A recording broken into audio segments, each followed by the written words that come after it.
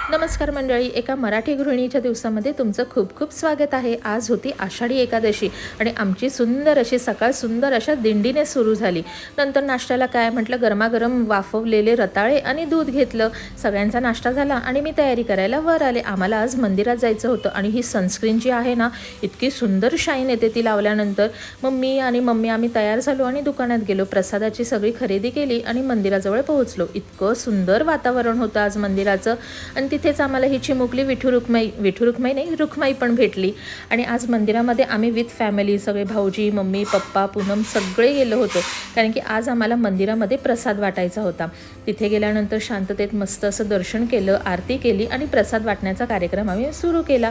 आम्ही इथे भाविकांना प्रसाद वाटत होतो, पण त्याचबरोबर मंदिरात सुद्धा मऊ लुसलुशीत गरमागरम खिचडी, केळी, राजगिऱ्याचा लाडू आणि तळलेली गरमागरम मिरची होती। मग आम्ही सगळ्यांनी त्या प्रसादाचा आस्वाद घेतला आणि भाऊजींकडे गेलो। भाऊजींकडे मस्त एक पिक्चर बघितला आणि 6 वाजता मस्त असा स्नॅक्स म्हणजे भरपूर असे वेफर्स खाल्ले।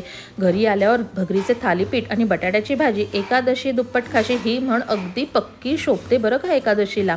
त्यानंतर बऱ्याच गमती जमती केल्या आणि आमच्या कुशच्या पायाला नेमकं काय झालं हे सगळ्या गोष्टी तुम्हाला ना लॉंग व्हिडिओमध्ये पाहायला मिळतील। लॉंग व्हिडिओ छोट्या दिलेल्या त्रिकोणात आहे, नक्की क्लिक करून पहा। चला तर मग बाय।